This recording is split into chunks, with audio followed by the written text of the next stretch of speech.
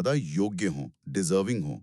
उनका कहना था कि ये सर्विस के साल और उम्र वाले क्राइटेरिया मनमाने नहीं हैं, बल्कि सोच समझकर तय किए गए हैं। मतलब उनका शायद ये इरादा रहा हो कि जिनकी नौकरी शुरू होते ही मौत हो गई, उन परिवारों को प्राथमिकता दी जाए। हो सकता है ऐसा उनका सोचना रहा हो कि शायद उनके पास जमा पूंजी कम होगी, लेकिन उन्होंने कोर्ट में इसे इसी तरह पेश किया कि ये एक व्यवस्थित तरीका है योग्य लोगों को चुनने का।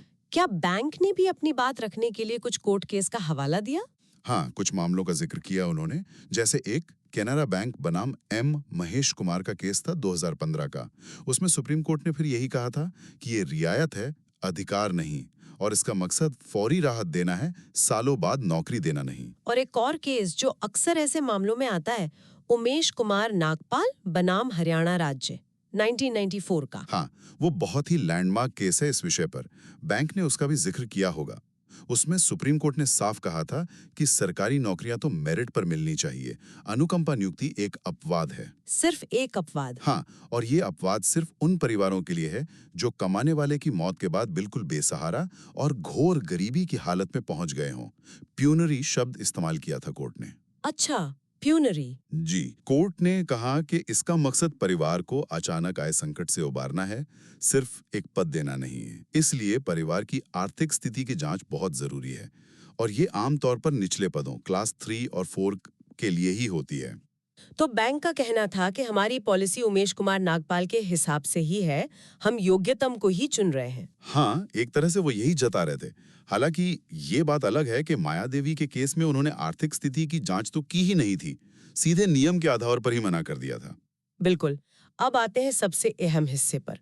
कोर्ट ने, जस्टिस पीवी बजंत्री ने इन सारी दलीलों को कैसे देखा? कोर्ट का विश्लेषण क्या था? देखिए, जज साहब ने सबसे पहले अनुकंपा नियुक्ति का जो मूल उद्देश्य है, उसे फिर से स्थापित किया। उन्होंने कहा कि ये सामाजिक न्याय का एक साधन है। इसका लक्ष्य है मृतक कर्मचारी के परिवार को अचानक आई आर्थिक तंगी और गरीबी से तत्काल राहत देना। मतलब कोर्ट ने फोकस वापस तत्काल राहत और आर्थिक जरूरत पर ला दिया। जी हाँ, और इसी आधार पर कोर्ट ने कहा कि मूल्यांकन का आधार परिवार की असली माली हालत और उनकी फौरी जरूरतें होनी चाहिए, न कि मृतक ने कितने साल नौकरी की या उसकी उम्र क्या थी। और बैंक का वो तर्क कि रिटायरमेंट बेनिफिट्स मिले होंगे। कोर्ट ने उसे ज्यादा महत्व नहीं दिया। एक तो रिकॉर्ड से लग रहा था कि पैसा कर्ज में चला गया, और दूसरी ज्यादा अहम बात कि बैंक ने एप्लीकेशन रिजेक्ट करने का आधार पैसों को बनाया ही नहीं था। उन्होंने तो सिर्फ क्लॉज 22 का हवाला दिया था, तो अब वो सुनवाई में नया आधार नहीं ला सकते थे। सही बात है। और वो जो अनुच्छेद 14 वाला तर्क था, जिस पर मायादेवी का केस टिका था, उस पर कोर्ट का क्या कहना था? क्या बैंक की पॉलिसी उस टेस्ट में पास हुई? यहीं पर कोर्ट ने बहुत साफ और कड़ा रुख अपनाया। उन्होंने अनुच्छेद 14 के महत्व पर जोर दिया कि ये राज्य या उसकी संस्थाओं की किसी भी कार्रवाई में मनमानी के खिलाफ गारंटी है। कोर्ट ने फिर से वो अनवर अली सरकार वाली दोहरी कसौटी याद दिलाई। हाँ, वो इंटेलिजिबल डिफरेंशिया और रैशनल नेक्सस वाली। जी। क्या वर्गीकरण का आधार साफ है, और क्या उसका पॉलिसी के उद्देश्य से कोई तार्किक संबंध है? और कोर्ट को ये तार्किक संबंध, ये रैशनल नेक्सस नहीं मिला। बिल्कुल नहीं मिला। कोर्ट ने माना कि ये जो क्लॉज 2I है, 5 साल की सर्विस या 30 साल की उम्र की शर्त, ये अनुकंपा नियुक्ति के असली मकसद यानी आर्थिक संकट से तत्काल राहत देने के ही खिलाफ जाता है। कोर्ट को इस शर्त और पॉलिसी के उद्देश्य के बीच कोई भी तार्किक, कोई भी वाजिब रिश्ता नजर नहीं आया। मतलब कोर्ट का कहना था कि किसी की उम्र या सर्विस के साल देखने से ये पता नहीं चलता कि उसका परिवार मुसीबत में है या नहीं। ये दो अलग बातें हैं। आपने बिल्कुल सही पकड़ा। कोर्ट का यही मानना था कि किसी की सर्विस की लंबाई या उसकी उम्र का उसके परिवार पर अचानक आई विपत्ति और आर्थिक तंगी से कोई सीधा तार्किक कनेक्शन हो ही नहीं सकता। एक आदमी जिसने 15 साल नौकरी की, उसका परिवार भी अचानक बेसहारा हो सकता है, ठीक वैसे जैसे 4 साल वाले का। इसलिए ये जो बंटवारा बैंक ने किया, ये अतार्किक है, मनमाना है। और कोर्ट ने शायद ये भी कहा कि ये खासकर निचले स्तर के कर्मचारी के लिए ज्यादा अन्यायपूर्ण है। हाँ, कोर्ट ने जोड़ा कि ये नियम खासतौर पर एक चतुर्थ श्रेणी कर्मचारी के परिवार के मामले में ज्यादा कठोर और अन्यायपूर्ण लगता है, जो शायद आर्थिक रूप से पहले से ही ज्यादा मजबूत स्थिति में ना हो। अच्छा, एक सवाल और।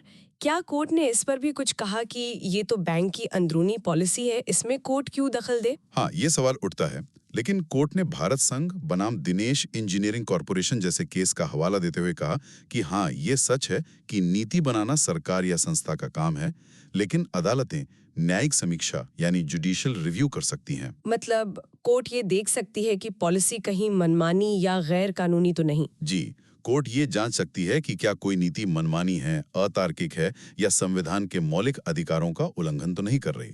बैंक अपनी पॉलिसी बना सकते हैं, लेकिन वो संविधान के दायरे में होनी चाहिए, खासकर अनुच्छेद 14 के। और क्या कोर्ट ने उमेश कुमार नागपाल या बलबीर कौर जैसे मामलों को भी ध्यान में रखा? हाँ, कोर्ट ने उन सिद्धांतों को नजरअंदाज नहीं किया। उमेश कुमार नागपाल से ये बात ली कि हाँ, आर्थिक स्थिति देखना जरूरी है, ये सामान्य भर्ती नहीं है। लेकिन साथ ही बलबीर कौर बनाम सेल वाले केस का जिक्र करते हुए ये भी इशारा किया कि सिर्फ कुछ पैसे दे देना, चाहे वो मासिक हों या एकमुश्त, वो अनुकंपा नियुक्ति का सही विकल्प नहीं हो सकता, क्योंकि नौकरी मिलने से परिवार को जो एक अचानक लगे झटके और असुरक्षा की भावना से लड़ने में मदद मिलती है। हाँ, वो सिर्फ पैसों से नहीं मिलती, एक स्थायित्व आता है। बिल्कुल, वो सुरक्षा और स्थायित्व की भावना अलग होती है। तो इन सब तर्कों और विश्लेषण के बाद कोर्ट का अंतिम फैसला क्या रहा? कोर्ट का फैसला बहुत साफ और निर्णायक था।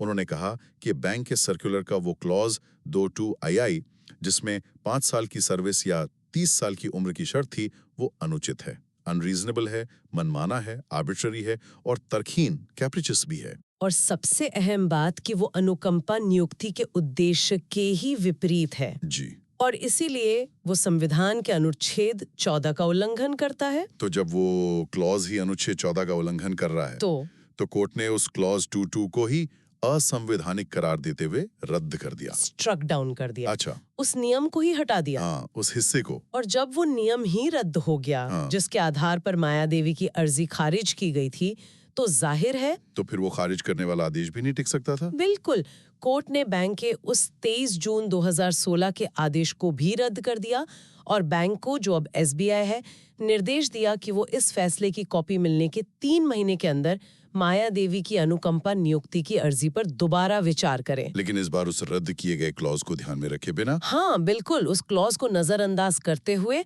और परिवार की वास्तविक आर्थिक स्थिति और जरूरत को ध्यान में रखते हुए नए सिरे से विचार करें। तो इस तरह से माया देवी की रिट याचिका मंजूर हो गई। कम से कम उनकी अर्जी पर सही तरीके से विचार करने का एक मौका तो मिला। जी हाँ, ये उनके लिए एक बड़ी राहत थी। तो इस पूरे मामले से जो मुख्य बातें निकल कर आती हैं वो क्या है? क्या सबक मिलता है इससे? देखिए, सबसे बड़ा सबक तो यही है कि जो नीतियां बनती हैं, खासकर सरकारी या सार्वजनिक संस्थाओं में, उन्हें सिर्फ अपने घोषित मकसद को ही नहीं पूरा करना चाहिए, बल्कि संविधान के जो मूल सिद्धांत हैं, जैसे अनुच्छेद 14 के तहत समानता और गैर मनमानापन, उनका भी पालन करना चाहिए। नियम लोगों की मदद के लिए होने चाहिए, न कि उनकी राह में रोड़ा अटकाने के लिए, खासकर तब जब वो पहले से ही मुश्किल में हो। बिल्कुल, और दूसरी बात ये कि अनुकंपा नियुक्ति का आधार मृतक की सर्विस या उम्र जैसे बाहरी फैक्टर नहीं, बल्कि परिवार की असली आर्थिक जरूरत होनी चाहिए। नियम बनाते समय मानवीय पहलू को, ह्यूमन एलिमेंट को अनदेखा नहीं किया जा सकता। हाँ, ये बहुत जरूरी है। और ये केस ये भी दिखाता है कि कई बार प्रक्रिया को आसान बनाने या शायद फायदों को सीमित करने के लिए बनाए गए नियम अनजाने में अन्यायपूर्ण हो सकते हैं। और यहीं पर अदालतों का रोल आता है। वो ये सुनिश्चित करती हैं कि नीतियां संवैधानिक मूल्यों और सामाजिक न्याय के हिसाब से हों। ये सब बहुत अहम बातें हैं, लेकिन एक सवाल फिर भी मन में रह जाता है जाते जाते, जैसा कि उमेश कुमार नागपाल केस में भी इशारा था। अनुकंपा नियुक्ति का मकसद नेक है, पर समाज में तो और भी बहुत से जरूरतमंद परिवार हैं जो शायद किसी सरकारी कर्मचारी के परिवार ना हो। तो कोई संस्था इस मानवीय जरूरत को मेरिट बेस्ड भर्ती के सिद्धांत और अपने ऊपर पड़ने वाले बोझ के साथ कैसे बैलेंस करे? हाँ, ये एक मुश्किल सवाल है। क्या कोई ऐसा मॉडल हो सकता है जो वाकई सबसे जरूरतमंद की मदद भी करे, चाहे वो किसी भी पृष्ठभूमि से हो, और व्यवस्था पर ज्यादा बोझ भी ना डाले? ये शायद एक ऐसा सवाल है जिस पर लगातार विचार करने की जरूरत है। बिल्कुल, ये एक बड़ा और जटिल मुद्दा है जिस पर संतुलन साधना आसान नहीं है।